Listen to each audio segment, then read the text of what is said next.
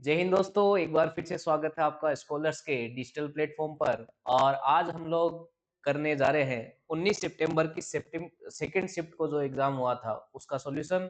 इससे पहले जो एग्जाम हुए हैं या जो जितनी भी आपको शिफ्ट करवाई गई है, आई होप आप उनको देख रहे हो और अपने दोस्तों में शेयर कर रहे होंगे। इसी उम्मीद के साथ और एक नए जोश के साथ आज एक नए शिफ्ट की शुरुआत करते हैं, जिसमें आपको पहला प्रश्न जो दिया है वो आपको चाइनीज कोडिंग का दिया है। इसमें क्या बोला गया है कि किसी कुड भाषा में इट इज रेनिंग को क्या कोड किया गया है, ये वाला। इज रेनिंग नाउ को कोड ये किया गया है और इज नाउ इट को कोड ये किया गया है। अब पूछा किसका है, what is the code for raining. Raining का कोड पूछा है। तो देखो, रेनिंग एक तो यहाँ पर था और रेनिंग एक यहाँ पर है, लेकिन रेनिंग के साथ इज भी इस लाइन में आ रहा है, यानी दो चीजें कॉमन आपको दिखाई देगी पहली और दूसरी लाइन में, जो कि एक तो पीओ है और एक आपकी केओ है। अभी तक अपन नहीं बता पाए कि रेनिंग का कोड क्या होगा, लेकिन जैसे ही थर्ड रो में आए तो इज दोबारा आया। इज दोबारा आया मतलब एक कोड दोबारा रिपीट होगा पी और केओ में से। तो आपने देखा पीओ रिपीट हुआ, तो इसका मतलब इज का कोड तो हो गया पीओ, और जो केओ कोड था वो किसका हो गया, रेनिंग का। बात क्लियर हो गई पहले प्रश्न में? क्लियर है। नेक्स्ट क्वेश्चन नंबर सेकेंड की ओर चलते हैं। क्वेश्चन नंबर सेकेंड आपका दिया गया है एक सीरीज का, और इसको कहते हैं अपन क्या, नंबर सीरीज। नंबर सीरीज के अंदर अगर बात करें लॉजिक को समझने की, तो देखो जिस साइड से आपको डिफरेंस कम दिखे उधर से चला करो। जैसे यहाँ पे कितने का डिफरेंस है तो आप बोलोगे सर 9 का। यहाँ पे कितने का डिफरेंस है तो आप बोलोगे सर 27 का। यहाँ पे कितने का डिफरेंस है तो आप बोलोगे सर 82 - 1 यानी 81 का। यहाँ पे कितने का डिफरेंस है तो आप बोलोगे सर 18 प्लस 200 218 और प्लस 25 243 का। क्लियर है बात? यानी ये कह सकता हूँ ये 3 का स्क्वायर है, ये 3 का क्यूब है, ये 3 की पावर 4 है, ये 3 की पावर 5 है। तो पावर एक एक क्या होती जा रही है, कम होती जा रही है। तो नेक्स्ट क्या आएगा, 3 की पावर 1, यानी 3 की पावर 1 मतलब इसमें 3 ऐड होगा, सॉरी 3 माइनस होगा, क्योंकि देखो चीजें घट रही है ऐड नहीं हो रही है। ठीक है, तो माइनस होगा तो कितना आ जाएगा, 262। ऑप्शन नंबर आपका बी हो जाएगा। क्लियर है। आसान एक नंबर सीरीज आपको पूछी गई है इस शिफ्ट में। नेक्स्ट क्वेश्चन नंबर थर्ड की बात करें तो बहुत ही अच्छा प्रश्न आपको ये मिलेगा, और मैं तो कहता हूँ एक बार पॉज करना और देखना आपको कितने समय में इस आप आंसर को कर लेते हो, कितना समय आपको इस क्वेश्चन में करने में लगता है। ये देखने के बाद आप आना और सॉल्यूशन की ओर देखना।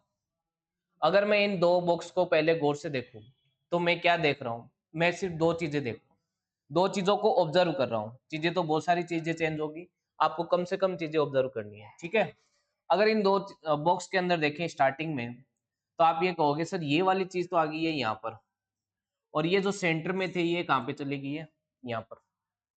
क्लियर हुई बात? मैंने बोला कि आगे भी ऐसा ही हुआ गया, अब इन दो को ऑब्जर्व करो। तो आपने बोला नहीं सर, इस बार जो ये कॉर्नर वाली चीज थी, ये कॉर्नर वाली चीज ये आई है यहाँ पर, यानी ये शिफ्ट हुआ है यहाँ पर। ठीक है, और मिडिल में क्या हुआ, तो आपने कहा सर मिडिल में ये चीज इधर शिफ्ट हुई। मिडिल में मैं आपको सिर्फ मैं इन दो पोजीशन पे गौर कर रहा हूँ, एक तो ऊपर वाली पे और मिडिल वाली। फिर मैं आगे गया, इन दो को ऑब्जर्व किया, तो मैंने दोबारा क्या देखा, मैंने दोबारा ये देखा कि ये चीज यहाँ आई और ये चीज यहाँ चली गई। इसका मतलब ये पैटर्न यहाँ पे रिपीट हुआ है, ये पैटर्न यहाँ पे क्या हुआ है, रिपीट हुआ है। तो ये पैटर्न, जब ये पैटर्न आपका यहाँ पर रिपीट हुआ है, ठीक है, ये पैटर्न आप ये देखोगे, इस पैटर्न को अगर देखोगे तो अल्टरनेट ये पैटर्न आपको चलते हुए दिखाई देंगे, अल्टरनेट पैटर्न आपको चलते हुए दिखाई देंगे। अब आप क्या कह सकते हो, अब आप ये कह सकते हो कि सर ये मिडिल वाली चीज अगर यहाँ पर यहाँ से आते हुए हो चुकी है, तो अब ये वाली चीज कहाँ जाएगी, ये वाली चीज यहाँ जाएगी, यानी 6 आएगा कॉर्नर पर। 6 आएगा कहाँ पर, कॉर्नर पर। ऑप्शन एलिमिनेट करो, ये एलिमिनेट हो गया, ये एलिमिनेट हो गया, दो ऑप्शन बच गए। अगर ये चीज जब यहाँ पर जाती है तो ये यहाँ पर आने के बाद मिडिल वाले में क्या होता है, तो आप बोलते हो सर ये चीज यहाँ पर जाती है तो मिडिल में ये चीज आती है, यानी कहने का सी अब यहाँ पर आ जाएगा मिडिल में। सी मिडिल में आएगा तो अब ऑप्शन क्या बच गया आपके पास, केवल डी ऑप्शन बच गया, और यही आपका आंसर हो जाएगा। क्लियर हुई बात? बहुत अच्छा प्रश्न था, लेकिन मैंने जैसे कहा है कि आप एक एक दो दो चीज पे ऑब्जर्व करो और ऑप्शन एलिमिनेट करो, तो आपका काफी समय इसमें बच जाएगा। ठीक है, नेक्स्ट क्वेश्चन नंबर अगर बात करें 4 की, तो आपको ओपन डाइस का सॉरी डाइस का क्वेश्चन दिया गया है और इस डाइस की कितनी फॉर्म दी गई है, 2 दी गई है। और इन प्रश्नों में आपसे मोस्टली क्या पूछा जाता है, अपोजिट सरफेस पे क्या अल्फाबेट है या क्या नंबर है या क्या सिंबल है, या फिर क्या पूछा जाता है आपको जो एडजेसेंट सरफेस है यानी पास वाली सतह है उन पर कौन सा नंबर हो सकता है। फिलहाल आपको जो पूछा गया है वो पूछा गया है find the letter on the face opposite to R, यानी आर के विपरीत क्या होगा। तो आप देखो इन दोनों को अगर देखोगे तो आपको इन दोनों में एक चीज कॉमन दिखाई देगी, क्या, एक्स। ठीक है, इसके अलावा कुछ कॉमन नहीं है। जब एक ही चीज कॉमन होती है तो अपन क्या करते हैं, जो कॉमन होता है उसे घड़ी की दिशा में घुम जाते हैं क्लॉकवाइज। तो आप बोलोगे एक्स, एस और टी। यहाँ पर अगर मैं टर्न लूंगा क्लॉकवाइज तो आप कहोगे एक्स, आर और एम। अब मुझे किसके पीछे पूछा था, मुझे आर के पीछे पूछा था, तो आर के पीछे क्या हो गया, एस। टी के पीछे क्या हो गया, एम। और इस एक्स के पीछे कोई भी नया अल्फाबेट जो यहाँ पे दिखाई नहीं दे रहा है। क्लियर हुई बात। तो ये था आपका डाइस का प्रश्न। नेक्स्ट क्वेश्चन नंबर अगर 5 की बात करें तो आपको साइलोग से एक क्वेश्चन लिया गया है। और इस क्वेश्चन में आपको क्या करना होता है, आपको पहले दिए गए स्टेटमेंट से क्या बनाना होता है, वेन डायग्राम। तो वेन डायग्राम बना लेते हैं। ऑल टीचर्स आर डांसर, तो all teacher are dancer. All dancers are engineers, तो all dancer are engineers. Some engineers are beautiful, तो सम इंजीनियर्स आर ब्यूटीफुल। देखो इन चीजों के टच मत कर देना, क्योंकि सिर्फ इंजीनियर और इनका ब्यूटीफुल का रिलेशन बताया गया है, टीचर इनके साथ नहीं बताया गया। तो वेन आरेख या वेन डायग्राम बनाते वक्त थोड़ा ध्यान रखना है। क्लियर होगी बात। अब आपको जो कंक्लूजन दिया है क्या ये सही है क्या, all teachers are beautiful. Teacher और ब्यूटीफुल का तो कोई रिलेशन ही नहीं है, ऑल की तो बात ही दूर की है, गलत हो गया। सम डांसर आर ब्यूटीफुल, क्या सम डांसर आपको ब्यूटीफुल दिखाई दे रहे हैं। देखो डांसर कौन सा है, डांसर ये वाला पार्ट है, डांसर ये वाला पार्ट है। तो क्या डांसर और ब्यूटीफुल का कोई टच आपको दिखाई दे रहा है, तो आप बोलोगे सर नहीं। इसका मतलब ये भी क्या हो गया आपका गलत। तो आंसर क्या हो गया, नीदर नोर। ना तो आपका कंक्लूजन पहला सही है और ना ही दूसरा। इसीलिए कह रहा था वेन डायग्राम बनाते वक्त ध्यान रखना है कि जो चीज स्टेटमेंट में बोली जाती है बस उसी का रिलेशन दिखाना है, विदाउट किसी एक्स्ट्रा चीज के जाते हुए आपको वेन डायग्राम बनाना है। क्लियर होगी बात। क्वेश्चन नंबर 6 की बात करें तो क्वेश्चन नंबर 6 आपका पेपर कटिंग और फोल्डिंग का है। और इस प्रश्न को करने का तरीका क्या है, जो सबसे लास्ट में फोल्डिंग हुई है सबसे पहले अनफोल्डिंग करने के लिए उस दिशा में आप अपोजिट डायरेक्शन में मिरर लगा दो। अब इस अपोजिट डायरेक्शन में मिरर लगेगा तो देखो ये चीज इस तरीके से आपको ये एरो यहाँ पे ऐसे दिखाई देगी। ठीक है, और साथ ही साथ ये वाली चीज इधर दिखाई देगी। अब एक अनफोल्डिंग और होगी, क्योंकि एक फोल्डिंग और थी, तो अब मिरर लगेगा इधर। अब इनका वाटर इमेज बन जाएगा ऊपर की ओर, यानी इससे जैसे इसका डाउनवर्ड है तो अब इन दोनों का क्या हो जाएगा, अपवर्ड। अब चलो अगर देखें तो देखो इसमें दोनों का तो डाउनवर्ड ठीक था, लेकिन ये देखो अपवर्ड दिया है, ये बात गलत हो जाएगी। यहाँ पे देखो एक ही डायरेक्शन में दिया है, अब जबकि पता है नीचे वाली तो डाउनवर्ड होगी और ऊपर वाली अपवर्ड होगी, तो ये भी गलत। इसका तो रोटेशन ही कर दिया, तो ये भी गलत। आपका ये आंसर क्या हो जाएगा, सही हो जाएगा। नहीं भाई ये नहीं, ये देखो ये पहला गलत, ये गलत हो गया। पहला गलत नहीं है, ये सही है आपका, क्योंकि ये तो दोनों तरफ एक ही दिशा में है। इसमें देखो ये ऊपर चला गया, ये ऊपर चला गया, ये दोनों नीचे है, और साथ ही साथ इनका ये मिरर इमेज यहाँ पे दिखाई दिया, ऊपर दिखाई, तो ऑप्शन ए आपका सही है, गलत नहीं है। ठीक है, थोड़ा सा ध्यान रखना आंसर करते वक्त। नेक्स्ट क्वेश्चन नंबर 7 की बात करें तो आपको क्वेश्चन नंबर 7 जो दिया है वो किससे दिया गया है, ओपन डाइस से दिया गया है। और ओपन डाइस में अपन क्या कहते हैं कि हर एक अल्टरनेट सरफेस एक दूसरे के अपोजिट होती है। साथ ही साथ अपन कहते हैं कि जो दो अपोजिट सरफेस होती है उनका कोई भी कोना, कोई भी एज डायरेक्ट एड या कोई कॉन्टेक्ट में नहीं होता। तो कहने का मतलब है कि हर एक अल्टरनेट सरफेस एक दूसरे के विपरीत होती है, हर एकांतर सतह एक दूसरे के विपरीत होती है। इसका मतलब बेट का अपोजिट क्या हो गया, स्टिक। अल्टरनेट होगी एक छोड़कर एक। इसी तरीके से नेट का अपोजिट क्या हो गया, गोल। ये इस तरीके से अपोजिट हो गए एक दूसरे के। तो अब बच गई कौन सी, एक तो बॉल और एक फील्ड। अब ये अल्टरनेट वाला तो रूल फॉलो करेगा नहीं, लेकिन उस रूल को जरूर फॉलो करेगा, क्या, कि जो दो चीजें अपोजिट होती है एक दूसरे के, उनका ना तो कोई कोना, ना देखो कोई भी कोना इसका कहीं इससे जुड़ा हुआ है बोला नहीं, कोई एज जुड़ी हुई है बोले नहीं। और वैसे भी जब दो चार सतह एक दूसरे के विपरीत होगी तो बच्ची दो एक दूसरे के विपरीत होगी। तो बॉल का विपरीत क्या होगा, फील्ड। तो आपको किसका विपरीत पूछा है, आपको बॉल का विपरीत ही पूछा है, तो बॉल का विपरीत क्या हो जाएगा, आपका फील्ड हो जाएगा। क्लियर है बात। नेक्स्ट क्वेश्चन नंबर 8 की बात करें तो यहाँ पे आपको बोला गया है कि 13 is related to 119 and following a certain logic, following the same logic 9 is related to 31। तो देखो इसने क्या कहा कि 13 रिलेटेड है किसके साथ, 119 के साथ, और साथ ही साथ इसने कहा 9 रिलेटेड है किसके साथ, 31 के साथ। दोनों को सेम लॉजिक लगना चाहिए। तो देखो पहले तो मेरे दिमाग में आया था इसको 9 से मल्टीप्लाई प्लस 2 कर दूं, लेकिन जैसे ही 9 और 31 का देखा तो मेरा ये लॉजिक काम नहीं कर रहा। अब आपको क्या देखना चाहिए, इसके स्क्वायर की वैल्यू देखो, तो आपको वैसे 13 का स्क्वायर होता है 169, और 169 में से आप कितने माइनस करोगे, तो आप बोलोगे सर 50 माइनस करेंगे तो 119 मिल जाएगा। क्लियर है बात? तो सीधी सिंपल सी बात है, 9 का स्क्वायर करेंगे तो कितना आएगा, तो आप बोलोगे सर 9 का स्क्वायर आ जाएगा आपका 81। अब मेरे को इसमें से भी 50 माइनस करना है तो कितना मिल जाएगा, 31 मिल जाएगा। तो अब ये दोनों दोनों में सेम लॉजिक अपना बैठ गया है। तो अब जो पूछा है उस पे आ जाते हैं, किसके लिए पूछा है, 8 के बारे में आपसे पूछा है। तो 8 का स्क्वायर करेंगे तो कितना आएगा 64, और माइनस 50 करेंगे तो कितना आएगा 14। तो आपका आंसर क्या हो जाएगा, 14 आंसर हो जाएगा, जो कि आपको ऑप्शन नंबर ए में दिया। एक बात और, कि इन प्रश्नों में सारी चीजें नहीं पढ़कर बस इतना सा पढ़ना है किसका रिलेशन किसके साथ दिया हुआ है, यानी पढ़ना भी कितना है ये भी आपको आइडिया हो जाएगा अगर आप पूरी शिफ्टें सोल्व करोगे कि रीजनिंग में क्या पढ़ना है, कैसे आंसर करना है। ठीक है, इंपॉर्टेंट क्या है रीजनिंग में, एसएससी रीजनिंग आसान पूछती है। जब चीजें आसान हो जाती तो आपका नया टास्क शुरू होता है, वो क्या होता है कि कम से कम समय में उस चीज को निपटाया जाए, और वो कम से कम समय को गेन करने के लिए आपको खूब प्रैक्टिस की आवश्यकता होती है। ठीक है, जो कि आप पीवाईक्यू की सीरीज से कर सकते हो। नेक्स्ट क्वेश्चन नंबर 9 की बात करें तो आपको बोला है कि ये जो चार ऑप्शन आपको दिए गए हैं उनमें से किस चीज को यहाँ पे रखा जाए जिससे कि इक्वेशन की वैल्यू 0 हो जाए। अब देखो कैसे, चार ऑप्शन में से मेरे को वो ऑप्शन चूज करने हैं जो 27 और 9 के अंदर डिवाइड वाली चीज आ जाए, क्योंकि अगर बात करूं बाकी चीजें तो लगभग सेम है, तो इसका मतलब इसमें डिवाइड होगा ही होगा। तो 27 से डिवाइड होने के लिए बीच वाली संख्या डिवाइड, ठीक है, ये प्लस है, इस ऑप्शन को एक बार चेक नहीं करोगे, इसको प्रायोरिटी नहीं दोगे। और यहाँ पे डिवाइड है, ठीक है, यहाँ पे प्लस है तो इसको भी प्रायोरिटी नहीं दोगे। तो आप अब पहले कौन सा चेक करना चाहिए, मैं सिर्फ इतना देख रहा हूँ, तो मैं इस डिवाइड वाली चीज को देखते हुए या तो पहला चेक कर सकता हूँ या क्या कर सकता हूँ, तीसरा। तो अब दोनों में से कोई एक चेक करो, पहले थर्ड को लेते हैं अपन। थर्ड को अगर लेंगे तो यहाँ पे क्या जाएगा, प्लस, फिर क्या जाएगा डिवाइड, फिर माइनस, फिर माइनस। आगे सोल्व करूंगा तो 8 प्लस 27/9 कितना हो जाएगा 3, माइनस का 6, माइनस का 5।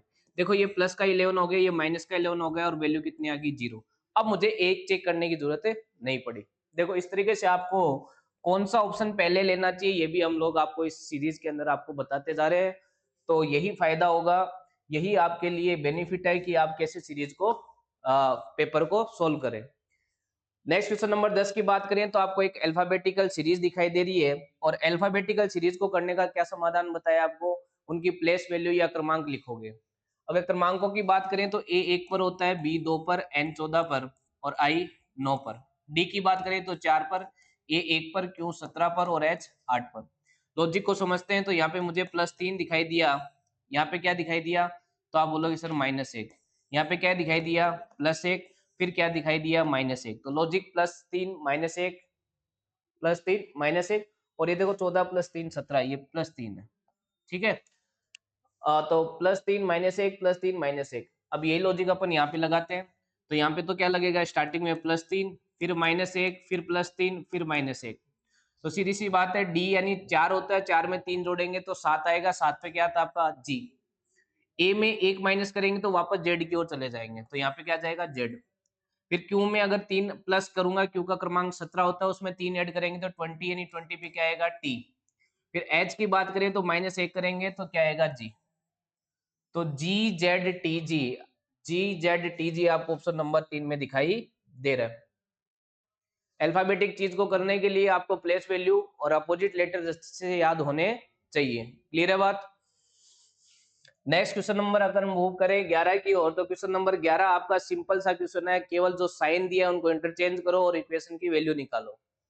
क्या बोला गया है, इनको भी थोड़ा गौर से पढ़ना चाहिए कि क्या आपको चेंज करना है, प्लस और गुणा को चेंज करना है और माइनस और भाग को चेंज करना है। चलो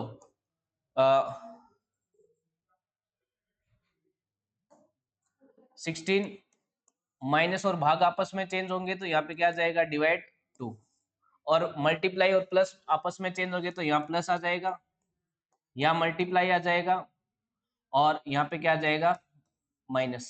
ठीक है, यहाँ से डिवाइड करेंगे तो 8 आ जाएगा, 43 को मल्टीप्लाई कर दो 13 से, तो 13 1 जा 13, 32 जा 26, 2 कैरी गया, तो 13 4 जा 13 1 जा 13, 13 2 जा 26, 13 3 जा 39, और 13 4 जा 52, और 52 प्लस 2 54 हो गया आपका। ठीक है, और माइनस का 12। अब सीधी सिंपल सी बात है कि ये तो हो गए प्लस के, यानी कितना हो गए 554, 554। अब इसमें से आपको 12 माइनस करना है तो आपका आंसर कितना आ जाएगा 552। 552 आपको ऑप्शन नंबर बी में दिखाई दे रहा है। नेक्स्ट क्वेश्चन नंबर अगर बात करें 12 की, तो क्वेश्चन नंबर 12 आपको किसका दिया है, कोडिंग डिकोडिंग का दिया है। और कोडिंग डिकोडिंग के प्रश्न को करने के लिए भी अपन क्या करते हैं, अल्फाबेट की प्लेस वैल्यू लिखते हैं। तो इसने कहा MAIN को OHBL लिखा गया। तो देखो M का क्रमांक 13, A का 1, I का 9 और N का 14। O की बात करें तो ये 15, H का 8, B का 2, L का 12। अब यहाँ पे अगर अपन फॉरवर्ड लॉजिक लगाएं तो भी बात बैठेगी नहीं, एक सीक्वेंस नहीं बैठेगा, ना ही रिवर्स में बैठेगा। तो अब आपको क्या देखना चाहिए, क्रॉस देखना चाहिए। इधर देखो ये +1 है, इधर आने पर -1 है, फिर इधर आने पर -1 और इधर जाने पे +1। ये क्रॉस कोडिंग +-1 की आपको दिखाई दे रही है। तो सीधी सिंपल सी बात है, अगर आपको लगे कि ये लॉजिक मेरे को थोड़ा सा कंफ्यूज क्रिएट कर रहा है, तब तो आपको जो एक हिंट और दिया उसको चेक कर लेना। अदरवाइज जब ये लॉजिक प्लस माइनस वाली क्रॉस कोडिंग के आपके दिमाग में सेट है तो आप कह दो कि मैं उसको चेक नहीं करूंगा, डायरेक्ट जो दिया है उस पे आऊंगा। तो आपको दिया है एम का होता है 13, ए का 1, एन का 14 और वाई का 25, वाई का 25। अब इधर आए जब तो क्या हुआ था, +1 हुआ था, तो +1 होगा तो यहाँ क्या आ जाएगा जेड, और फिर इस साइड गए तो आपको क्या हुआ था -1, यानी यहाँ पे क्या आ जाएगा आपका एल आ जाएगा। ठीक है, उसके बाद इस साइड आए थे तो -1 हुआ था, तो 13 पे क्या आता है एम, और इधर आए तो प्लस हुआ था तो क्या आ जाएगा बी। तो ZMBL आपका आंसर हो जाएगा। ZMBL आपको ऑप्शन नंबर 3 में दिखाई दे रहा है।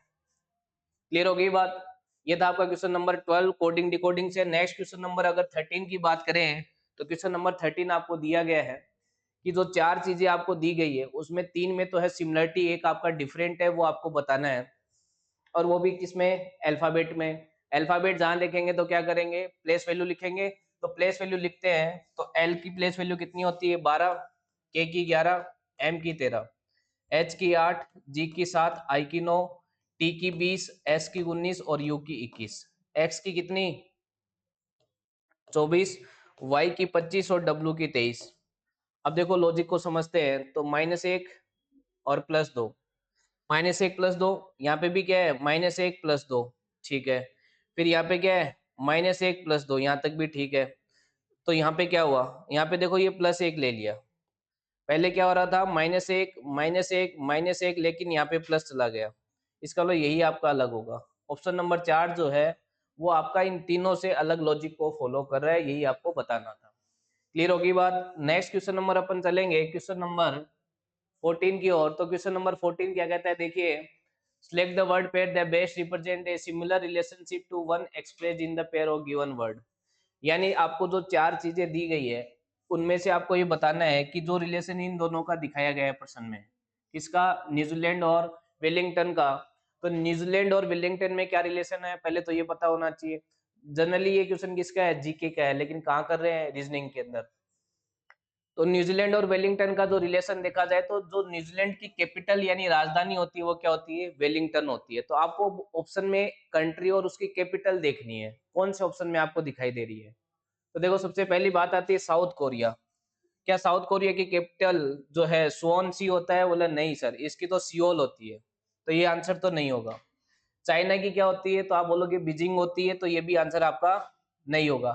इजिप्ट की क्या होती है, ये आप मुझे कमेंट करके बताओगे। इथोपिया की आपकी यही है एडिस अब्बा। एडिस अब्बा आपकी किसकी कैपिटल है, इथोपिया की। और अगर इजिप्ट की बात करें तो इजिप्ट की कैपिटल आप क्या है वो आप खुद लोग बताओगे मुझे कमेंट कर कर। बाकी साउथ कोरिया की सियोल, चाइना की बीजिंग और इथोपिया की एडी सब्बा मैंने आपको बता दिए। कैपिटल्स वगैरह, करेंसी वगैरह आपको स्टैटिक जीके के रिगार्डिंग आपको याद करनी पड़ेगी। इनके प्रश्न जीके में तो आते ही आते हैं, रीजनिंग में भी आपसे पूछ लिए जाते हैं। क्वेश्चन नंबर 15 को अगर देखोगे तो क्वेश्चन नंबर 15 आपको एक नॉन वर्बल सीरीज दिखाई दे रही है, और नॉन वर्बल सीरीज को अगर देखें तो इसके पैटर्न को समझने की कोशिश करते हैं, तो आप ये देखोगे कि सर ये चीजें एक दूसरे से चेंज हो रही है और ये चीजें एक दूसरे से चेंज हो रही है, यहाँ पर आए तब, ठीक है, ना कोई रोटेशन ना कुछ और, एक दूसरे से चेंज कर दी डायगोनली। लेकिन जैसे ही मैं यहाँ गया तो देखो ये चीजें चेंज नहीं हुई है। इस बार इसने रोटेट किया, कितना डिग्री, 90 डिग्री, वो भी क्लॉकवाइज। यहाँ पे 90 डिग्री रोटेशन देखा आपने, कितना देखा, 90 डिग्री क्लॉकवाइज रोटेशन देखा। देखो ये भी 90 डिग्री घूम गया, ये भी 90 डिग्री क्लॉकवाइज, ये भी 90 डिग्री क्लॉकवाइज। अब क्या होगा, अब ये आएगा, ये दोनों एक दूसरे से क्या चल जाएंगे, क्रॉस चले जाएंगे। देखो ये चीज यहाँ चली गई, ये यहाँ चलेगी। अब यहाँ पर पहुंचने के लिए आपको क्या करना पड़ेगा, 90 डिग्री क्लॉकवाइज रोटेशन करना पड़ेगा। जैसे ही 90 डिग्री रोटेशन करूंगा तो ये ट्राइंगल आपको उल्टा दिखाई देगा, और ये एरो किधर दिखाई देगी, इस साइड, ठीक है। इसी तरीके से ये चेन दिखाई देंगे। अब देखो ट्राइंगल उल्टा आपको यहाँ दिखाई दे रहा है, एरो इधर दिखाई दे रही है, तो ऑप्शन इसको एक बार बाद में चेक करेंगे गलत या सही। लेकिन ये देखो ये तो नहीं होगा, ये गया, ये गया, यहाँ पे ये ठीक नहीं है, देखो ये भी उल्टा होना चाहिए, तो देखो ये भी गया। अब आप इसको पूरा चेक करना चाहो तो कर लो, बाकी ऑप्शन मेरा क्या हो गया, बी हो गया, क्योंकि बाकी मुझे चेक करने की जरूरत नहीं दिख रही है। नेक्स्ट क्वेश्चन नंबर अगर बात करें 16 की, तो क्वेश्चन नंबर 16 आपको दिया गया है कि दिए गए संख्या युग्मों में दूसरी संख्या पहली संख्या से कुछ गणितीय संक्रियाएं करके प्राप्त की जाती है। एक को छोड़कर सभी संख्या युग्मों में समान संक्रियाएं की गई है, वह संगत संख्या युग्म ज्ञात कीजिए। कहने का मतलब है कि आपको ये जो चार पेयर दिए हुए हैं, इन चार पेयर में से तीन में कुछ सिमिलरिटी है किसी ना किसी मैथमेटिकल ऑपरेशन के थ्रू। आपको बताना है कि कौन सा ग्रुप उस मैथमेटिकल ऑपरेशन को फॉलो नहीं करता। चलो आ जाओ, आप बताओ मुझे 1600 से आपको क्या दिखाई देता है। तो आप बोलोगे सर 1600 से हमको 40 का स्क्वायर दिखता है। किसका स्क्वायर दिखता है, 40 का स्क्वायर। और 1521 से तो आप कहोगे सर 39 का स्क्वायर दिखता है। किसका स्क्वायर दिखता है। अब स्क्वायर वैल्यू तो आपको याद करनी होगी, 1 से 40 तक की स्क्वायर वैल्यू तो एटलीस्ट आपको याद करनी होगी। ये मैथ में भी काम आती है और आपके रीजनिंग में भी काम आती है। अब नेक्स्ट की बात करें, जैसे इसने दिया 1764 1849। अब 1764 की बात करें और 1849 की बात करें तो आई थिंक ये 42 का स्क्वायर होता है। मैं एक बार चेक कर लेता हूँ ये 42 का स्क्वायर है क्या। 42 इंटू 42 करेंगे तो कितना आ गया 4, और ये आ गया 8, और 8 16 का 6 1, और 4 4 जा 16 और 17। देखो एक लाइन में दो संख्याओं का भी मल्टीपल हो सकता है, तीन का भी कर सकते हो। आपको ये चीजें आनी चाहिए, लेकिन नहीं भी आती है तो आप फिर वो जो बेसिक मेथड है मल्टीप्लाई करके वो भी आप देख सकते हो, ठीक है। अब ये 42 का है तो ये 100% किसका आएगा, 43 का आएगा। 43 का भी यही होता है मेरे हिसाब से 1849। तो देखो 3 तिया 9, 4 तिया 12 का 2, 4 तिया 12, 12 और 12 24 का 4 2, और 4 चौक 16 2 18, 1849 आ गया।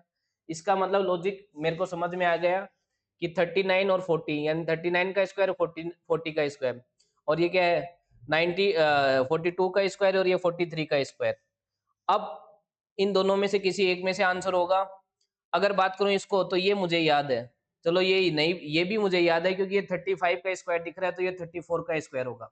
ये 34 का स्क्वायर, ये 35 का स्क्वायर। लेकिन ये स्क्वायर कितने का है, तो आप बोलोगे सर 28 का स्क्वायर है। और ये स्क्वायर कितने का है, तो आप बोलोगे सर 29 का स्क्वायर है। सॉरी 29 का नहीं, 31 का स्क्वायर। किसका स्क्वायर है, 31 का स्क्वायर। देखो 31 का स्क्वायर यही होता है। अब देखो यहाँ पे गैप कितना चला गया, यहाँ पे गैप चला गया 3 का, जबकि गैप आना कितने का, 1 का ही गैप आना है। यानी कंजिक्यूटिव नंबर्स का स्क्वायर अपन देख रहे हैं। क्लियर है ना बात। तो ये इस तरीके से अगर आपको स्क्वायर वैल्यू याद है तो आप इस प्रश्न को आसानी से कर सकते थे। नेक्स्ट क्वेश्चन नंबर अगर बात करें क्वेश्चन नंबर 17 की, तो वही आपका कोडिंग डिकोडिंग का प्रश्न दिया है, और ऐसा प्रश्न अपन ने पहला प्रश्न इस शिफ्ट में देखा था। तो देखो इसी शिफ्ट में पहला प्रश्न भी इसी लॉजिक से और इसी पैटर्न से आपको दिया गया था। देखो एसएससी ऐसे पेपर बनाती है। मैं थोड़ा सा हैरान हूँ एसएससी के इन पैटर्नों को लेकर कि एक ही टॉपिक के सेम ही क्वेश्चन दे देना, इसका मतलब क्या है। बच्चे को पूरी रीजनिंग आप पढ़वाते हो पूरी साल, और वो एक ही टॉपिक में से 4-4 5-5 प्रश्न उठा के दे देते हैं। कोई बात नहीं, किसी निश्चित कोड भाषा में टॉयज आर गैजेट्स को इसने ये कोड किया है, और गैजेट्स आर मशीन्स को कोड ये किया गया है, तो बताओ गैजेट्स का कोड क्या होगा।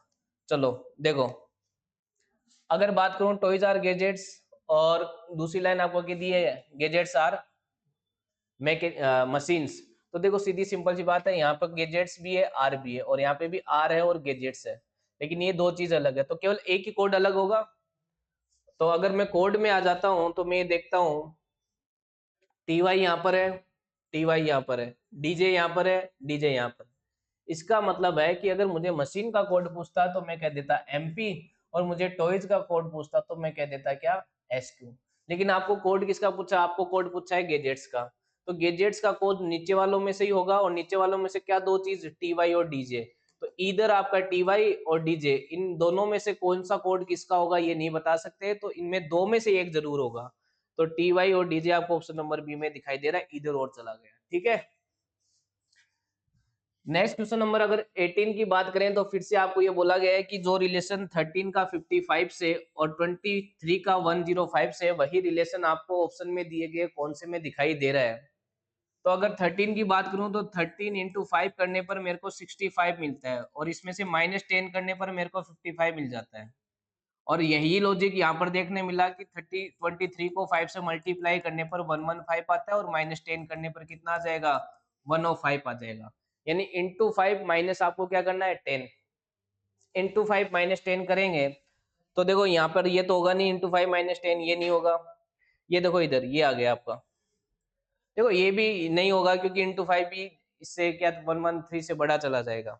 अगर बात करें इसकी, तो ये भी होना नहीं था, अब इसको चेक करने की जरूरत नहीं है, अगर आप चाहो तो कर सकते हो, क्योंकि इसका 3 ऑप्शन एलिमिनेट कर ही चुके हैं, यही आंसर होना है। 31 को अगर अपन 5 से मल्टीप्लाई करेंगे तो मेरे को मिलेगा 155, और उसमें से -10 करेंगे तो कितना आ जाएगा 143। इसी लॉजिक को अपन को देखना था, और लॉजिक को देखते हुए अपना आंसर हो गया option number D. Next question number 19, जो रिपीटेड सीरीज दिखाई दे रही है, रिपीटेड सीरीज को करने का तरीका क्या है, या तो ऑप्शन से, या फिर क्या करेंगे, या फिर ग्रुप बनाएंगे। क्या बनाएंगे, ग्रुप। तो देखो अगर बात करें इनमें, तो 1 2 3 4 5 6 7 8 9 10 11 12 चीजें, तो 3-3 के ग्रुप की पॉसिबिलिटी बनती है, ठीक है। अब अगर बात करें ग्रुप क्या हो सकता है, तो पहला लेटर एल, तो यहाँ पे भी एल हो सकता है, यहाँ पे एल, यहाँ पे एल, तो यहाँ पे भी एल हो सकता है। दूसरा बी, तो यहाँ पे बी हो सकता है, यहाँ पे भी बी हो सकता है, यहाँ पे भी बी हो सकता है। तीसरा यहाँ पे ए, तो ए, और यहाँ पे भी ए, और यहाँ पे भी ए। ग्रुप बन गया एल बी ए का। अब आंसर क्या हो जाएगा, L A L B, B A B A, L A L, L A L, ठीक है। आगे भी चेक कर लो, B B A B A, option number 4। आसान सा प्रश्न, question number 19। Next question number अगर बात करें 20 की, तो आपको ये दिखाई दे रहा है, इसमें पूछा है कि हाफ सेमी सर्किल कितने हैं, कितने इसमें अर्धवृत्त है। तो देखो फटाफट काउंट कर दो, 1 2 और ये 3, फिर सेमी सर्किल ये चौथा, और ये पांचवा, और ये एक पूरा बड़ा वाला छठा। तो ये कितने हो गए, 6 सेमी सर्किल, और एक आपको यहाँ दिखाई दे रहा है, तो 7 सेमी सर्किल इसमें आपको दिखाई दे रहे हैं। बताओ इतना, ये भी कोई प्रश्न पूछने का होता है क्या? किसी को तो ट्रायंगल पूछ रहे 20-20 22-22, बोलते हैं ना लक क्या होता है, वो लक ये होता है। किसी को तो ये सात आपको सेमी सर्किल बताने हैं, किसी को पूछ लेता है बेचारे को वो ट्रायंगल्स, वो भी कॉम्प्लिकेटेड, इन्हीं शिफ्टों में देखे गए हैं, तो ये है लक। नेक्स्ट क्वेश्चन नंबर 21 की बात करें, तो इसने क्या कहा कि N Q R P is related to. अब देखो इस कोडिंग डिकोडिंग के कितने प्रश्न आपको इसी शिफ्ट में पूछ लिए, चौथा पांचवा क्वेश्चन अपन कोडिंग डिकोडिंग का कर रहे हैं। तो क्या एसएससी 35-36 शिफ्टों के पेपर इस तरीके से बना रही है? थोड़ा सा हैरानगी वाली बात है, लेकिन चलो कोई बात नहीं।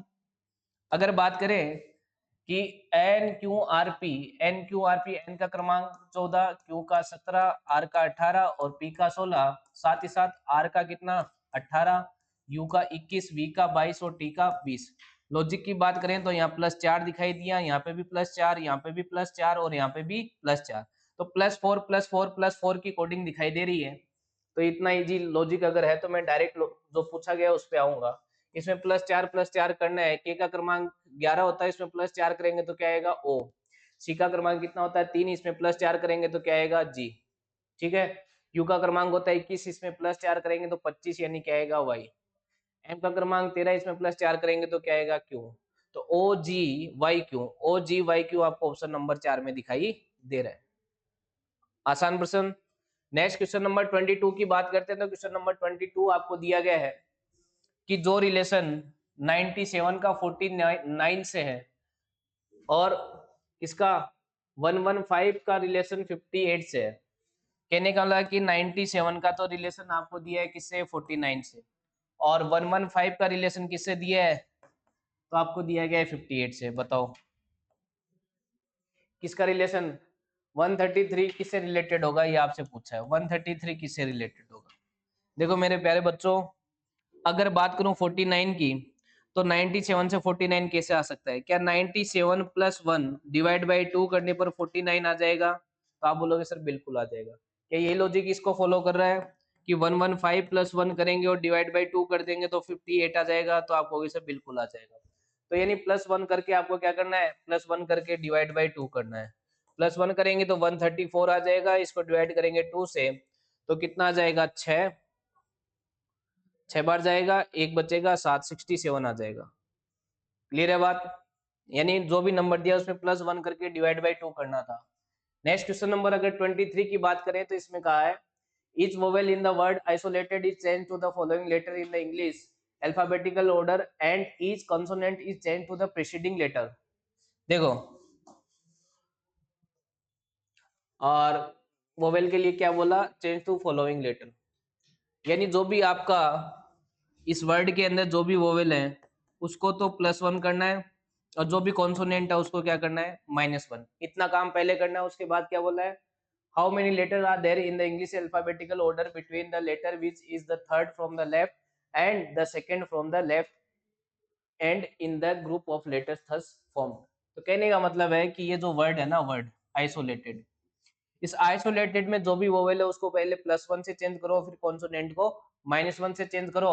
ये काम करने के बाद आपको बताना है कि जो ये लेटर ना third from the left and second from the left, उनके बीच कितने लेटर्स आपको दिखाई देते हैं। अब देखो ये काम नहीं करें आप कि पूरे में चेंज करने लग जाओ। पहले आप इस लाइन को सोल्व करें कि इस लाइन को सोल्व करने पे क्या आता है। तो देखो जैसे ये मैं एक बार वर्ड लिख देता हूँ आइसोलेटेड, ठीक है। इस साइड से जाएंगे तो क्या जाएंगे लेफ्ट से, और इस साइड से जाएंगे तो क्या जाएंगे राइट से। क्लियर होगी बात। अब देखना मेरी बात, इसने क्या बोला, the English alphabetical order between the letters which is the third from the left and the second from the left in the group of letters. अब थर्ड ऑफ द लेफ्ट कौन सा हो जाएगा, तो फर्स्ट सेकेंड थर्ड लेफ्ट ये हो गया, और सेकेंड ऑफ द लेफ्ट क्या हो जाएगा, तो आप बोलोगे सर एस। बिल्कुल हो जाएगा, सेकेंड और थर्ड ही पूछा ना, हाँ। तो सेकेंड आपका सेकेंड फ्रॉम द लेफ्ट ही पूछा है, तो सेकेंड फ्रॉम द लेफ्ट क्या हो जाएगा आपका एस। अब इन दोनों के बीच नहीं बताना है, अब इन दोनों के बीच पहले ये चीज करनी है कि वोवेल +1 से चेंज होगा और कॉन्सोनेंट किससे होगा -1 से। तो वोवेल क्या होते हैं पहले मैं बता देता हूँ, तो A E I O U ये आपके वोवेल होते हैं किसमें, रीजनिंग के अंदर A E I O U। तो देखो ये वोवेल है ओ, तो इसमें +1 होगा, तो ओ को +1 करेंगे तो क्या आ जाएगा P। ये काम अब करना है। और कॉन्सोनेंट में -1 करना है, तो कॉन्सोनेंट बाकी सारे कॉन्सोनेंट है तो इसमें -1 करेंगे तो क्या जाएगा, ये 19 तो 18 आ जाएगा। ठीक है। अब इनके बीच कितने लेटर है, तो आप बोलोगे सर एक ही लेटर है PQR। ये आपको काम करना था, ठीक है, यानी 1 इसका आंसर हो जाएगा। बच्चे क्या करते हैं, इस पूरों को चेंज करते हैं कॉन्सोनेंट और वोवेल को, नहीं। पहले आपको नीचे वाली लाइन सोल्व करनी चाहिए, ठीक है। नीचे वाली लाइन सोल्व करने के बाद आप वो लेटर लिख लो, लेटर लिख के जो कॉन्सोनेंट है उसको जो कहा है वो कर दो, वोवेल को जो चेंज करने के लिए कहा है वो कर दो, ठीक है। नेक्स्ट क्वेश्चन नंबर 24 की ओर चलते हैं। तो क्वेश्चन नंबर 24 आपको जो है वो कोडेड ब्लड रिलेशन का दिया है। अब इस प्रश्न को करने का तरीका होगा जिसके पास, वो इसको बहुत आसानी से इसको कर देगा। बाकी लोग जो क्या है वो इन चारों ऑप्शनों को चेक करेंगे। और ये देखना, आप पहले एक बार इसको पॉज करना और आप आंसर निकालने की कोशिश करना कि आप आंसर पे कितनी देर तक पहुंच पाओगे। अगर ऑप्शन ए बी में से हो गया तो बात ठीक है, वरना बच्चा चारों ऑप्शन चेक करेगा तो उसको काफी समय लगेगा। लेकिन एक छोटी सी दिमाग में चीज लेके चलते तो देखो कैसे आसानी से इस प्रश्न को कर लेते। इसने बोला है कि बताओ एस एम की देवरानी जेठानी, देवरानी जेठानी का मतलब क्या होता है? देवरानी कौन होती है? देवरानी होती है जो, जैसे आपकी वाइफ है या मैं मेरे से ले लेता हूँ, कि जो मेरी वाइफ है, मेरी वाइफ के लिए मेरे जो छोटे भाई की जो पत्नी होगी वो देवरानी होगी, ठीक है? और जो मेरे मेरे मेरी वाइफ के लिए जो बड़े भाई की पत्नी है वो क्या हो जाएगी? जेठानी हो जाएगी। क्लियर है बात? तो अब अगर बात करें कौन से ऑप्शन में आपको ये चीज दिखाई दे रही है, तो पहली बात तो इसने बोला है कि एस एम की देवरानी होनी चाहिए, यानी एस पे जेंडर माइनस होना चाहिए। ये माइनस का मतलब वो एक लेडीज होनी चाहिए, ठीक है? एस एम की देवरानी का मतलब होगी तो ये लेडीज ही ना। अब देखो इसी चीज को देखते हुए मैं ऑप्शन एलिमिनेट करूंगा। अगर बात करें एंड की, तो एंड से कौन सा जेंडर इस पे आएगा? तो आप बोलोगे सर एंड से प्लस जेंडर आएगा, क्योंकि एंड का मतलब यहाँ पे क्या दे रखा है? ब्रदर दे रखा है। तो ये आंसर तो नहीं हो सकता। क्या यहाँ पर भी इससे ये एंड की वजह से प्लस आएगा? तो बिल्कुल आएगा, तो ये भी आंसर चेक करने की जरूरत नहीं। और यहाँ पर भी देख लो ये आएगा, तो इसको भी चेक करने की जरूरत नहीं। तीनों ऑप्शन मैंने बिना कुछ चेक किए एलिमिनेट कर दिए, केवल किसकी वजह से? जेंडर की वजह से। ठीक है, अब आप इसको पूरा चेक कर लो, आपका आंसर आ जाएगा। पूरा चेक करके बता देता हूं। देखो एस स्टार का मीनिंग क्या दे रखा है? वाइफ, वाइफ लिख दिया। एफ, एफ के बाद आपको क्या दिया? एंड, एंड का मतलब यहाँ पे क्या दे रखा है? ब्रदर। यहाँ पे आ गया जे।